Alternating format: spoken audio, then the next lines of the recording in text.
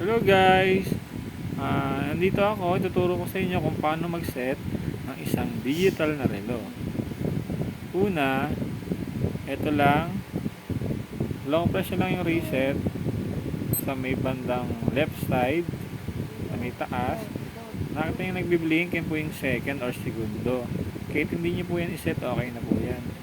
Para mapunta sa oras, punta lang po kayo sa mode.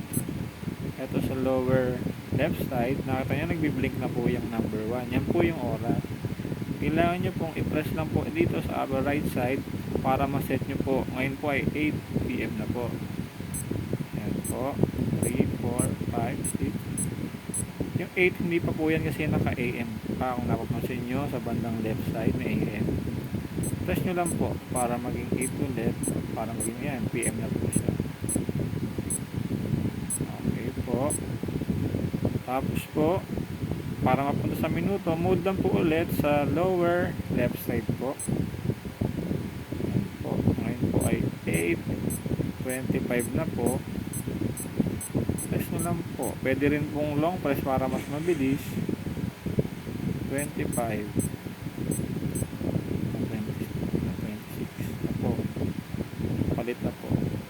Tapos po, mode lang po ulit. Yan po, para po sa year po. Ngayon ay 2024, kailangan 24 po yan. Long press po para mabilis po ulit. Up, sakto po.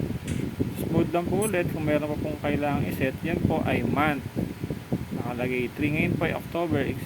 10 na po dapat. Press mo lang po. And then, ngayon po ay 10 din po ang date. Press nyo lang din po. Long press para mabilis. Okay. 10. Tingnan natin kung meron po. Okay na po. Pag wala na, press nyo lang po ulit yung reset na button para po set na po. Okay na po. Na-set na po. Thanks for watching.